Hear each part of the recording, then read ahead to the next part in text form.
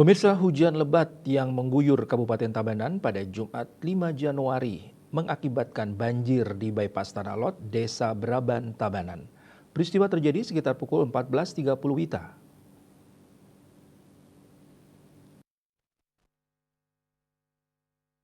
Alhasil banyak kendaraan sempat tidak bisa melintas lantaran banjir setinggi lutut orang dewasa. Kapolsek Kediri Kompol Nikomang Sri Subakti dikonfirmasi mengatakan banjir terjadi di sebelah timur Puskesmas Kediri 3. Dari keterangan pengendara yang melintas, debit aliran sungai Yepuyung cukup besar hingga menggenangi jalan bypass Tanah Lot.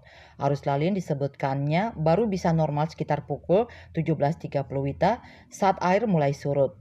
Terpisah, Kepala Pelaksana BPBD Tabanan Inyoman Sri Nadagiri mengatakan, banjir terjadi lantaran luapan buangan air sawah dari saluran irigasi Desa Pandak Gede. Kondisi ini diperparah dengan lebar got di kawasan Tanah Lot yang hanya sekitar 1,5 meter. Puspawati Bali Pos melaporkan.